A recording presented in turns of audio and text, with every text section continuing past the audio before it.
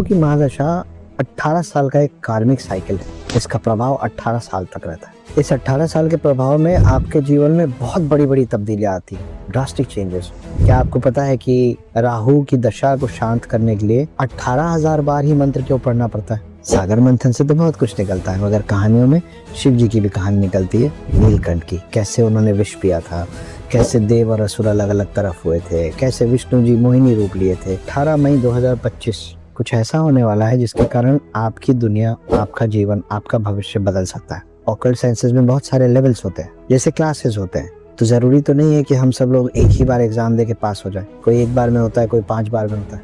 कुछ ऐसे भी होते हैं जो एक साल में 2-2, 3-3 परीक्षा देते हैं, सब पास कर जाते हैं। 18 मई 2025 से राहु का प्रभाव हर चीज पे बदलने वाला है, किसी पे पॉजिटिव, किसी पे नेगेटिव। ये माना गया है कि जो सरसों का तेल है वो पूरी नेगेटिव एनर्जी को अपने अंदर सोखने की क्षमता रखता है और आप पे नजर नहीं लगती है, तो बुरी नजर से बचाता है और भी बहुत कुछ। राहु और केतु, ये तो हमने सब ने सुना हुआ है। राहु का प्रकोप, राहु की महादशा, केतु का असर। लेकिन क्या आपको मालूम है कि राहु का गोत्र क्या है? या जब राहु और केतु दो नहीं थे, एक थे, मतलब सर और धड़ में अलग नहीं हुए थे, तो उनका एक नाम क्या था?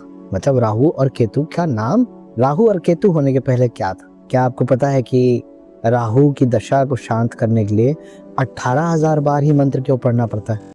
राहु और केतु के बारे में, क्योंकि 18 मई, आने वाले 18 मई 2025 को राहु और केतु की वजह से बहुत सारी चीजें आपके, मेरे, देश के, विश्व के पटल पे बदलने वाला है। सब पे असर पड़ने वाला है। क्या असर पड़ेगा? अच्छा पड़ेगा या बुरा पड़ेगा? राहु और केतु बने कैसे? क्या इन सब का प्रभाव सिर्फ नेगेटिव है या उनके आने से कुछ लोगों का भला भी होता है? ये सारी बातें हम आने वाले 10-15 मिनट में आपके साथ करने वाले हैं। कुछ चीज़ें शायद आपको पता होंगी, जैसे कुछ चीज़ें मुझे पता थी, पर कुछ चीज़ें आपको नहीं भी पता होंगी, जैसे कुछ चीज़ें मुझे नहीं पता थी। तो राहु और केतु से रिलेटेड बहुत सारे इंटरेस्टिंग और ज़रूरी इंफॉर्मेशन को मैं कलेक्ट करके इस एपिसोड में आपके लिए लेके आया हूँ। ध्यान से सुनिएगा। तो जैसा कि मैंने कहा कि 18 मई 2025 कुछ ऐसा होने वाला है जिसके कारण आपकी दुनिया, आपका जीवन, आपका भविष्य बदल सकता है। क्या है राहु? राहु ना दिखता है, ना पकड़ में आता है, पर जब चलता है ना तो सब कुछ हिला देता है, विश्व भी और आपका भविष्य भी। लेकिन राहु और केतु को समझने के पहले, उनका प्रभाव समझने के पहले, एक प्यारी सी छोटी सी कहानी राहु और केतु के बनने की, जो मैं आपको हर बार सुनाता हूँ। एक कहानी हमारे पौराणिक गाथाओं से उठा के, कैसे बने थे राहु और केतु, सुनिए। आपको पता है हमारी अनगिनत कहानियां एक पॉइंट से शुरू होती हैं। बहुत सारी कहानियां एक ही जगह से निकलती हैं। वो जगह है सागर मंथन। राहु और केतु की कहानी भी वहीं से निकलती है। और क्या निकलता है? सागर मंथन से तो बहुत कुछ निकलता है, मगर कहानियों में शिव जी की भी कहानी निकलती है। नीलकंठ की, कैसे उन्होंने विष पिया था, कैसे देव और असुर अलग अलग तरफ हुए थे, कैसे विष्णु जी मोहिनी रूप लिए थे, कैसे धन्वंतरी हाथ में अमृत कलश लेके आए थे, कैसे कामधेनु गाय निकली थी, और भी बहुत कुछ। पर आज हम लोग बात करने वाले हैं राहु और केतु के बनने की। तो राहु और केतु, जब राहु और केतु नहीं बने थे तो वो एक असुर था और उसका नाम था स्वर भानु। तो हुआ सागर मंथन शुरू। एक तरफ खड़े हुए सारे देव और दूसरी तरफ खड़े हुए सारे दैत्य और असुर। मंथन शुरू हुआ, एक एक करके चीजें निकलनी शुरू हुई, जो मैं आपको पहले भी बता चुका हूँ। कुछ चीजें निकलने के बाद धन्वंतरी अमृत कलश लेके निकले और वहां से युद्ध शुरू हुआ कि अमृत कलश को कौन रखेगा, अमृत का पान कौन करेगा। अमृत का पान करना मतलब अमर हो जाना। अगर असुर अमर हो जाते तो बहुत गड़बड़ हो जाती।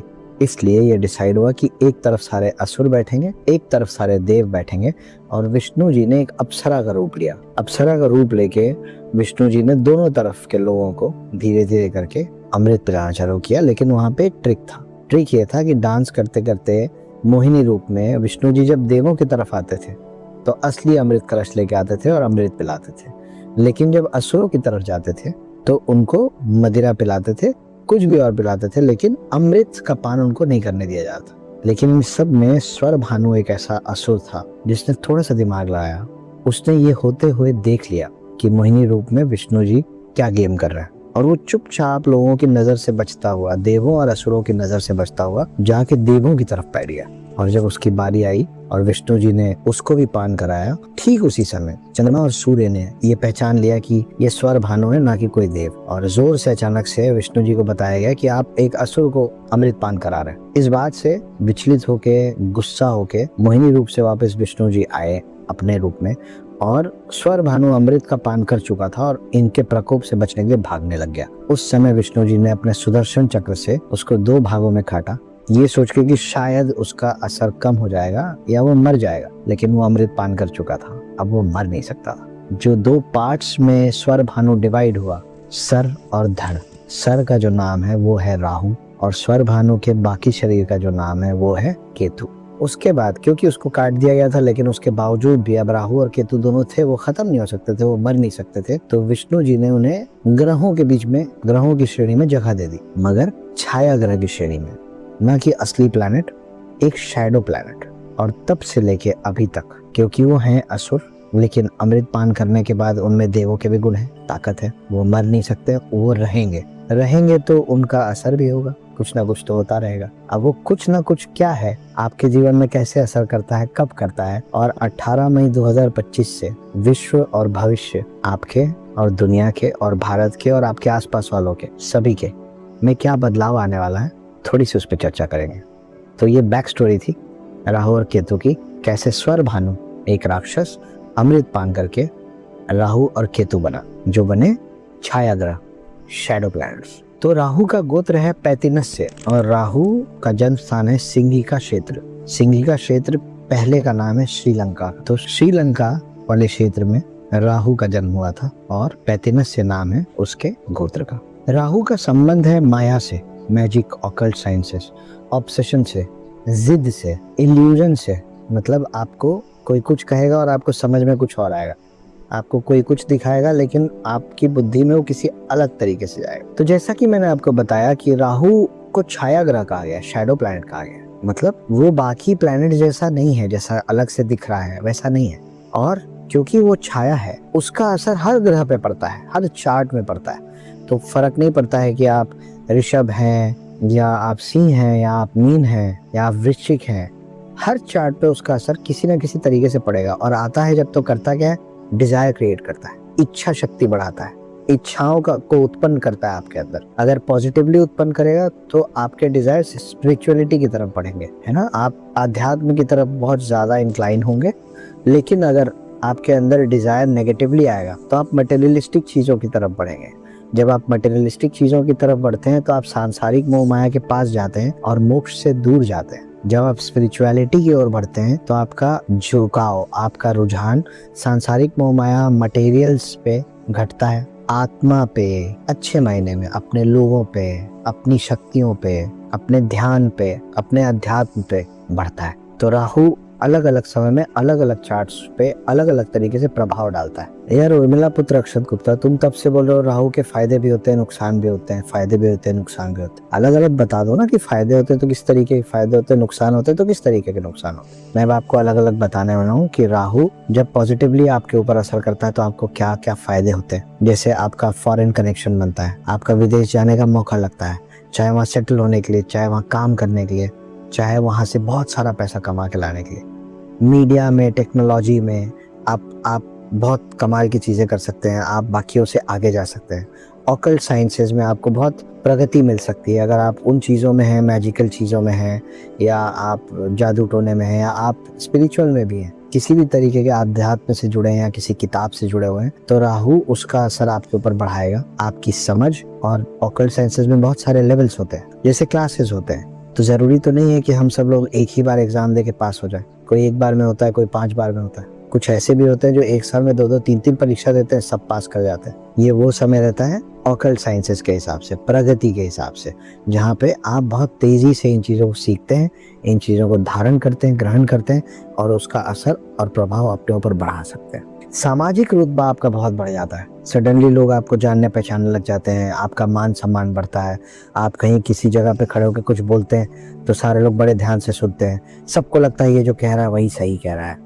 विरोध के वक्त में भी जब आपके अगेंस्ट लोग खड़े हैं, आपके खिलाफ भी बोल रहे हैं, उसके बावजूद भी आपकी प्रगति का जो स्पीड है वो कम नहीं होता है। ये समझ लीजिए कि अगर आपके ऊपर राहु का पॉजिटिव प्रभाव है और आपने कुछ नेगेटिव चीजें भी की हुई हैं, और फॉर एग्जांपल आप पॉलिटिशियन है या एक्टर हैं, आप एक इलेक्शन लड़ रहे हैं और सब तरफ से माना जा रहा है कि इस बार तो पंदा इलेक्शन नहीं जीतेगा क्योंकि विरोध बहुत है, उसके बावजूद वो बंदा इलेक्शन जीत जाएगा। आप एक्टर हैं, आप किसी कॉन्स्पिरेसी में फंस गए हैं, आप किसी स्कैंडल में फंस गए हैं, पूरे देश में आपका विरोध हो रहा है, ऐसा लग रहा है कि अब जो इसकी फिल्म आएगी ना वो तो चल ही नहीं सकती, लेकिन फिर वो फिल्म आती है और उसके बाद भी वो हिट आ जाती है। आपकी तबीयत खराब थी या कुछ हो गया था, आपने पढ़ाई में ध्यान नहीं दिया, आप समय पे पढ़ के उतनी तैयारी नहीं कर पाए जितना आप चाह रहे थे, लेकिन उसके बावजूद, और सबको लग रहा है, आपको खुद भी लग रहा है कि इस बार तो मैं एग्जाम क्लियर नहीं करूंगा, लेकिन जब रिजल्ट आया तो आप खुद चौंके हुए कि पता नहीं कैसे क्लियर हो गया। ये सब राहु का पॉजिटिव प्रभाव होता है। राहु के बुरे प्रभाव में आप चिंता से घिरने लग जाते हैं, ऐसी चीजों पे परेशान होने लग जाते हैं जो हुआ भी नहीं। मैं ये कर रहा हूँ, अगर मैं ये करूंगा और ऐसा हो गया तो क्या होगा, मैं प्लेन में बैठ रहा हूँ, ये प्लेन क्रैश हो गया तो क्या होगा, मैं एक शादी कर रहा हूँ, ये शादी नहीं चली तो क्या होगा, मैं कोई चीज खरीदने जा रहा हूँ, वो चीज मतलब मैं दुकान से खरीदने वाली चीज नहीं बोल रहा हूँ, कोई महंगी चीज खरीदने की बात कर रहा हूँ, या कोई बहुत महंगा प्लॉट खरीदने की बात कर रहा हूँ, कोई घर खरीदने की बात कर रहा हूँ कि ये घर खरीद रहा हूँ, इसका सब वास्तु दोष हुआ तो क्या होगा, यूं होता तो क्या होता, में फंसना शुरू होता है राहु के बुरे प्रभाव के समय में। आप मेंटली बहुत स्ट्रेस्ड रहते हैं, आप छोटी छोटी बात में चिड़चिड़ाए जाते हैं, आपको लगता है कि लोग आपके खिलाफ खड़े हुए हैं, जबकि ऐसा है नहीं, मगर आपको ये भ्रम होता है, कोई आपसे कहना कुछ और चाह रहा है, आपको समझ में कुछ और आता है उसका मतलब, आप उसको मिस इंटरप्रेट करते हैं, आप उस पर भड़क जाते हैं। इसका उल्टा भी हो सकता है, कोई सीधे सीधे आपका नुकसान करने की बात कर रहा है, आपको समझ में नहीं आएगा, आपको लगेगा ये मेरा हिमायती है, ये मेरा हितैषी, ये मेरा वेल विशर है। इस तरीके की चीजें राहु के बुरे प्रभाव में होती है। अच्छी नींद ना आना, शारीरिक तौर पे हर समय मेंटली थकान महसूस करना, ये सारी चीज राहु करता है। ये बहुत बड़ा और बहुत दिखने वाला प्रभाव होता है। जुए की तरफ झुकाव होना, नशे की तरफ झुकाव होना, किसी टॉक्सिक रिश्ते की तरफ झुकाव होना, जहाँ पे आपको सब लोग आपके आसपास बोल रहे हैं कि ये इंसान तुम्हारे जीवन के लिए, तुम्हारे लिए अच्छा नहीं है, लेकिन आप उसी की तरफ झुकते जा रहे हैं। आपका रोज उस व्यक्ति से झगड़ा हो रहा है, लेकिन आप उसका साथ नहीं छोड़ पा रहे हो। वो रिश्ता सड़ रहा है, इसमें से बदबू आ रही है, चीख रहे हैं दो लोग एक दूसरे पे, लड़ रहे हैं सुबह से रात तक, लेकिन अलग नहीं हो रहे, दोनों टॉक्सिक हो गए एक दूसरे के लिए। वो एक, उन दो में से एक व्यक्ति होता है जो उस रिश्ते को जाने नहीं देना चाहता है, दूसरा होता है जो जल्दी से जल्दी उससे निकलना चाहता है। वो व्यक्ति जो उससे बाहर नहीं निकलना चाहता है या सामने वाले को नहीं निकलने देना चाहता है, उसके ऊपर है राहु का वो प्रभाव, जिसकी वजह से वो टॉक्सिक हो रहा है। आदत हो गई, लत हो गई। मैंने अभी आपको टॉक्सिसिटी के बारे में बोला था, रिश्तों की बीमारियां होती हैं इस समय, स्किन प्रॉब्लम सबसे ज्यादा होती है, स्किन के डिजीजेज होते हैं, एलर्जीज होती हैं आपको। ये सारी चीजें राहु का बुरा प्रभाव के समय में ज्यादा देखा जाता है। राहु के बुरे प्रभाव में इनको भी काउंट किया जाता है। मैं आपको डरा नहीं रहा हूँ, मैं आपको प्रॉब्लम बता रहा हूँ, क्योंकि जब तक हम प्रॉब्लम आइडेंटिफाई नहीं करते हैं तब तक हम उसके सोल्यूशन में कैसे काम करेंगे। जब तक मैं यही नहीं मानूंगा कि मेरे आसपास कुछ गड़बड़ है, तब तक मैं उसको सुधारने के प्रति काम ही कैसे करूँगा। तो किसी भी चीज के सुधार का पहला जो स्टेप है वो उस प्रॉब्लम को, उस गड़बड़ को आइडेंटिफाई करना है। तो ये सब आपको डराने के लिए नहीं बताया जाता है, ये सब सच है, ये सब सच में होता है, इसका असर होता है, हर व्यक्ति पे होता है, किसी पे जल्दी, किसी पे देर से, किसी पे ज्यादा, किसी पे कम। लेकिन जैसे हर बीमारी का इलाज होता है, बीमारी ठीक हो ना हो, दवाई से उसका प्रभाव, उसका असर घट जाता है। मैं आपको ये सब इसलिए बता रहा हूँ क्योंकि राहु का अगर बुरा प्रभाव है, और मैंने आपको बताया कि अच्छे प्रभाव का भी नुकसान हो सकता है, उसके लिए जो रेमेडीज करनी है, उसको वश में रखने के लिए, उसको कंट्रोल में रखने के लिए, वो परेशानी आपके पूरे जीवन में, आपके पूरे परिवार में, आपके पूरे समाज में, आपके फ्यूचर में ना फैल जाए, उसके लिए जानना जरूरी है कि राहु में प्रॉब्लम क्या है। जब प्रॉब्लम समझ में आएगी तो फिर हम काम करेंगे सोल्यूशन पे। बहुत जल्दी मैं आपको ले आने वाला हूँ कि राहु के बुरे प्रभाव का सोल्यूशन क्या है। हम सब ने एक दो शब्द सुना हुआ है, राहु दोष, मंगल दोष भी सुना है, पर राहु दोष। राहु की महादशा 18 साल का एक कार्मिक साइकिल है, इसका प्रभाव 18 साल तक रहता है। इस 18 साल के प्रभाव में आपके जीवन में बहुत बड़ी बड़ी तब्दीलियां आती है, ड्रास्टिक चेंजेस। आपने सुना होगा अपने आसपास बड़ों को बात करते हैं या दोस्तों को बात करते हैं, बताओ यार कहाँ से कहाँ पहुंच गया, हमने तो कभी सोचा ही नहीं था कि ये यहाँ से यहाँ पहुंच जाएगा, क्या ग्रोथ है, अनबिलीवेबल है। ये सब राहु के उस 18 साल के महादोष के अंदर होता है। कार्मिक साइकिल है जिसके अंदर आप बहुत तेजी से बढ़ते हैं, ड्रास्टिक चेंजेस आते हैं आप में, अनकन्वेंशनल ग्रोथ होता है, मतलब जिसको कहते हैं ना दिन दूनी रात चौगनी, ये करता है राहु।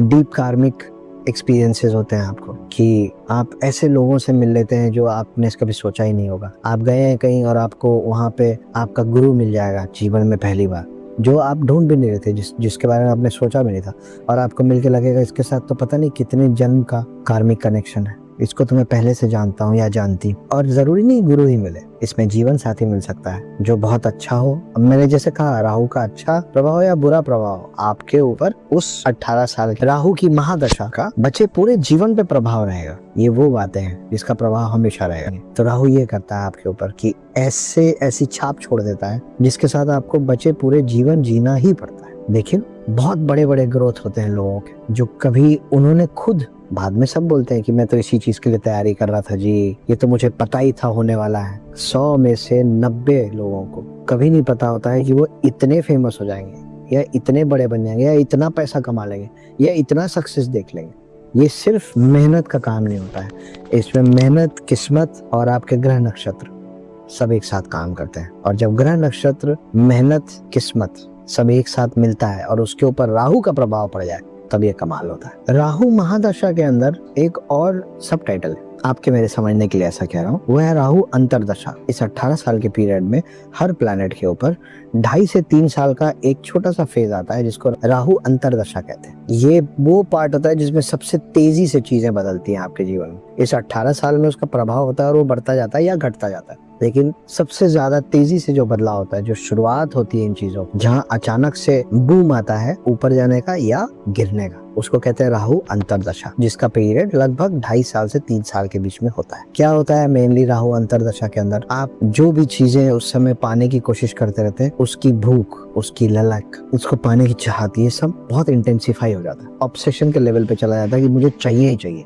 तो आप अगर आम तौर पे 8 घंटे 9 घंटे काम कर रहे थे हर दिन, ये सोच के कि 3 साल के अंदर मुझे फलानी कार चाहिए या फलानी जगह चाहिए या फलाने के साथ जीवन चाहिए, आप अचानक से उस 8 घंटे की जगह 12-12, 15-15 घंटे काम करने चाहते हैं और करने भी लगते हैं। ये राहु अंतरदशा की वजह से होता है, क्योंकि आपका ऑब्सेशन लेवल इतना इंटेंसिफाई हो गया, इतना बढ़ गया है, आपको सब्र नहीं बच रहा है, आपको वो चीज चाहिए, मतलब चाहिए और तुरंत चाहिए। तो तुरंत के लिए आपने जो अभी से कुछ समय पहले सोचा होगा कि ये मैं 5 साल में पालूंगा, अब वो आपको 1 साल के अंदर चाहिए। तो आप अपनी मेहनत भी 5 साल की जगह जब 1 साल में चाहिए तो 5 गुना बढ़ा देते हैं। इस समय में इंसान को थकान नहीं होती है, बहुत मेहनत करता है। ये सारे प्रभाव जो हैं, ये राहु अंतरदशा के अंदर होता है। जब आप राहु के प्रभाव में है ना, ये तो आपको कोई भी एस्ट्रोलॉजर बता देगा कि आप राहु के प्रभाव में हैं कि नहीं है। जैसा मैंने बताया, मैं रिपीट कर रहा हूँ कि 18 मई 2025 से राहु का प्रभाव हर चीज पे बदलने वाला है, किसी पे पॉजिटिव, किसी पे नेगेटिव। लेकिन अगर आप राहु के प्रभाव में हैं तो कुछ चीजें डेफिनेटली आपके साथ होंगी। आप भ्रमित रहेंगे इल्यूजन और रियलिटी में, सच कुछ और होगा मगर आपको समझ में कुछ और आएगा। आपको ऐसी चीजों के प्रति आपकी चाहत बढ़ेगी जो बाद में आपको नुकसान देगी या आपको रिग्रेट होगा, आपको दुख होगा। जब प्रभाव खत्म होगा तो आपको लगेगा कि यार ये नहीं बोलना चाहिए था, ये नहीं करना चाहिए था, वो प्रोजेक्ट जो मेरे पास आया, वो फिल्म जो मेरे पास आई थी क्योंकि मैं किसी के पास कोई अच्छी कहानी लेके। और आपको इंडस्ट्री के अंदर अनगिनत ऐसे पुराने उदाहरण मिलेंगे कि किसी एक एक्टर के पास कोई एक फिल्म गई, उस एक्टर ने मना कर दिया, मुझे नहीं करनी। वही फिल्म फिर किसी नए एक्टर के पास गई और उसने उस नए एक्टर को सुपरस्टार बना दिया। पर वो नए एक्टर के पास वो फिल्म इसलिए गई क्योंकि एक बना हुआ एक्टर भ्रमित हुआ और उसने वो फिल्म नहीं की, इसलिए छोटे एक्टर के पास गई और अब वो छोटा एक्टर उस बड़े एक्टर से भी बड़ा नाम हो गया। बहुत सारे उदाहरण है, ढूंढिएगा बॉलीवुड में मिलेंगे, ढूंढिएगा पॉलिटिक्स में मिलेंगे, ढूंढिएगा बिजनेस में मिलेंगे, हर जगह ये मिलेगा। रियलिटी और इल्यूजन जो है ना, इसमें कंफ्यूज करता है। राहु का एक और प्रभाव ये होता है कि आप अति प्रसिद्ध होना चाहते हैं, अति सक्सेसफुल होना चाहते हैं, आप ओवर एम्बिशियस हो जाते हैं, आप कितना कुछ चाह रहे हैं उसकी कोई सीमा नहीं बांध पाते हैं,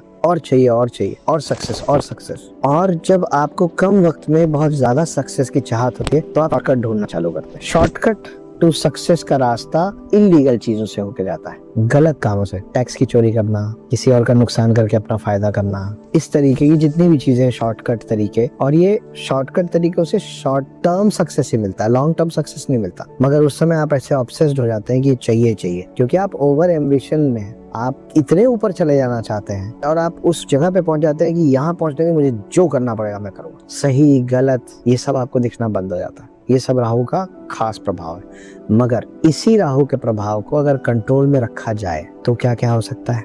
आपके अंदर कोई हिडन टैलेंट हो सकता है, आपके अंदर कोई छुपी हुई क्षमता हो सकती है जो आपने कभी जानी ही नहीं थी, जो आपने कभी देखा ही नहीं था, आपको पता ही नहीं था। और किसी दिन किसी ने बोला कि यार तुम ये काम बहुत बढ़िया करते हो, इसमें अपना हाथ क्यों नहीं आजमाते। वो कोई बिजनेस हो सकता है, कोई आर्ट फॉर्म हो सकता है कि यार तुम डांस बहुत अच्छा करते हो। अभी आपने कुछ साल पहले देखा होगा, गोविंदा जी के जैसा डांस करने वाले एक प्रोफेसर साहब आए थे मध्य प्रदेश, बड़े फेमस हो गए थे अचानक से। इस तरीके की ऊट पटांग चीजें जो आपको भी नहीं पता था, आपके आसपास वालों ने कभी आपको बोला नहीं, आपने कभी सोचा नहीं, वो एक टैलेंट था हिडन। तो जो मैं पहले भी बोला कि अनबिलीवेबल सक्सेस की, बताओ ये कहां से कहां पहुंच गया। ये होता है राहु के कंट्रोल्ड इफेक्ट के कारण। आपको फॉरेन जाने की अपॉर्चुनिटीज मिलती हैं। अगर आप कॉर्पोरेट है तो आपको फॉरेन से इनविटेशन आ जाएगा, वहाँ का जॉब ऑफर आ जाएगा। अगर आप सोच रहे हैं कई साल से कि यार मैं एक बार कभी ना कभी मैं फलाने XYZ कंट्री में जाके हमेशा के लिए बस जाऊंगा, पता चला आपको उसी कंट्री से ऑफर आ गया जो आप सोचे भी नहीं थे, और अचानक से एक दिन ऑफर आ रहा है कि एक कंपनी है जो अपने हेड ऑफिस में आपको बिठाना चाहती है, और उनका हेड ऑफिस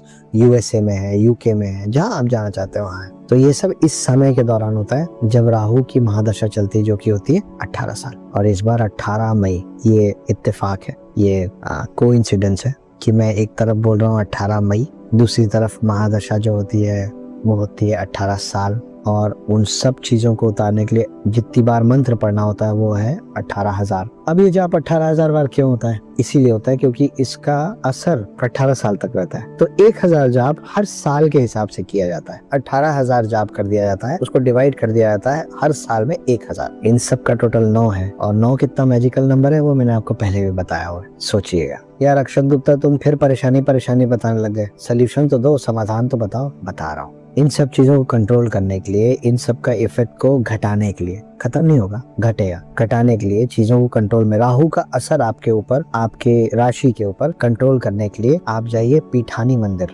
कहाँ है पीठानी मंदिर? पौड़ी गढ़वाल के नाम से एक बहुत ही खूबसूरत जगह है उत्तराखंड में। पहाड़ों के बीच में, नदी से लगा हुआ, बहुत ही शांत जगह पे, जंगल के बीच में एक मंदिर है, उसका नाम है पीठानी मंदिर। वो मंदिर है राहु का। वहाँ जाया जाता है राहु को शांत करने के लिए। वहाँ पूजा होती है राहु को वश में करने के लिए, शांत करने के लिए। उसका असर, उसका प्रभाव आपके ऊपर से, राशि पे से तो नहीं हट सकता, आप पर घटाने की, ताकि आपको उसका फायदा उतना हो जितना आप सोख पाए, और नुकसान हो तो उतना हो जितना आप बर्दाश्त कर पाए। ये सब के लिए जाया जाता है पीठानी मंदिर। कहाँ है? पौड़ी गढ़वाल, उत्तराखंड। तो आपको जिसकी पूजा करनी है आप उसी की जगह जाएंगे। हम सूरज की पूजा सूरज को देख के करते हैं, हम चांद की पूजा चांद को देख के करते हैं। सूरज की पूजा धूप में की जाती है, धूप में खड़े होके की जाती है। चांद की पूजा चांदनी में की जाती है। नदियों की पूजा पानी में उतर के की जाती है। अग्नि की पूजा आग के पास की जाती है, तब उसका प्रभाव, उसका असर होता है। राहु का पूरा इम्पैक्ट, राहु की पूरी एनर्जी जिस जगह पे गिरती है वो ये मंदिर है, ऐसा माना गया है। ये माना गया है कि ये वही जगह है जहाँ पे राहु और केतु को अलग किया गया था सुदर्शन चक्र से। तो राहु का सर यहाँ आके गिरा था। सोचिए, अगर ये सच है तो पीठानी मंदिर की शक्तियाँ क्या होंगी। ये माना गया है कि ये मंदिर भी आदि गुरु शंकराचार्य का ही बनाया हुआ है। उन्होंने ही ढूंढा था, उन्हीं को ये ज्ञान आया था कि यहाँ पे मंदिर बनना चाहिए, ये राहु का स्थान होना चाहिए, और आदि गुरु शंकराचार्य के हाथों से इसका लोकार्पण हुआ था। उसके बाद मंदिर वगैरह बना, चीजें चलती रहती हैं। पर लोगों का मानना है कि आदि गुरु शंकराचार्य ने इस जगह को ढूंढ के ये निर्णय लिया था कि ये वही जगह है जहाँ पे राहु की एनर्जी सबसे ज्यादा है। अब राहु पे चढ़ाया क्या जाता है? राहु पे चढ़ाया जाता है मस्टर्ड ऑयल, सरसों का तेल और तिल। ये कुछ बहुत करीब है जो हम शनि भगवान पे चढ़ाते हैं। क्या होता है, क्यों चढ़ाया जाता है तिल और सरसों का तेल? उसका प्रभाव होता है। तो जैसा कि मैंने आपको पहले भी बताया कि ये छाया ग्रह है, तो जब हम सरसों का तेल चढ़ाते हैं और तिल चढ़ाते हैं तो उसका जो पूरा कॉस्मिक एनर्जी है, जो डार्क फोर्सेस हैं जिसके कारण आपको नुकसान होता है, ये सब उसको शांत करता है, उसको कम करता है, उसको घटाता है। ये माना गया है कि जो सरसों का तेल है वो पूरी नेगेटिव एनर्जी को अपने अंदर सोखने की क्षमता रखता है, और आप पे नजर नहीं लगती है तो बुरी नजर से बचाता है। तिल भी मोटा मोटा यही काम करता है। ये दोनों को साथ में उपयोग किया जाता है, इसको साथ में चढ़ाया जाता है ताकि आप बुरी नजर से बचें। जो मैं आपको पहले बताया था कि कोई छुपा हुआ शत्रु, कोई पुराना हिडन एनिमी सामने आ गया है, इस तरीके की चीजें बुरी नजर के अंदर आती। जिस लेवल पे नुकसान करना चाह रहा है उसका लेवल कम हो जाएगा ये सब चढ़ावा करने से। आपके अंदर जो टॉक्सिसिटी है किसी भी चीज को लेके, जो गुस्सा है, जो नाराजगी है, जो चिड़चिड़ाहट है, जो कंफ्यूजन है, जो मैंने माया और भ्रम की बात की थी, ये माया भ्रम इन सब को घटाने का काम ये सारे चढ़ावे करते हैं। पर मंत्रों के साथ। खासतौर पे पशुओं को खाना खिलाना भी माना जाता है बहुत पुण्य का काम है राहु के लिए। खास करके काले रंग की गाय और काले कुत्ते, इनको भोजन प्रदान करना, इनको फीड करना राहु को खुश करता है, राहु को शांत करता है। कोशिश करें कि ये जो खाना आप काली गाय को या काले कुत्ते को खिला रहे हैं, किसी दिन छूट भी जाए तो चलेगा, मगर कोशिश कीजिएगा कि शनिवार को ना छूटे। जैसा मैंने आपको बताया कि शनि और राहु एक दूसरे के काउंटर पार्ट्स हैं, काफी जुड़े हुए हैं दोनों। तो शनिवार को अगर आप इनको, मतलब काले कुत्ते को और काली गाय को और भी पशुओं को अगर खाना भोजन प्रदान करते हैं तो राहु पे उसका प्रभाव ज्यादा होता है, मतलब राहु आपके लिए ज्यादा तेजी से शांत होते हैं। हर राशि और हर ग्रह का एक रंग होता है। राहु का जो रंग है वो गाढ़ा नीला है, गहरा नीला है। तो ये जो मैंने आपको बताया कि सरसों का तेल चढ़ता है, उसके साथ राहु को नीले रंग का कपड़ा भी चढ़ता है। तो ये सारी चीजें, जो नीले रंग का कपड़ा है, जो तिल है, जो सरसों का तेल है और जो 18,000 बार राहु जाप है, वो राहु के पीठानी मंदिर में बैठ के बिना आपके गए आपके लिए आपके नाम, आपके गोत्र के साथ श्री मंदिर करके देता है। और खुश रहिए, अपनों का सबका ख्याल रखिए, हंसते रहिए, मुस्कुराते रहिए, स्वस्थ रहिए, व्यस्त रहिए, मस्त रहिए, और जो भी दिक्कत हो आपके पास समाधान है। प्रणाम।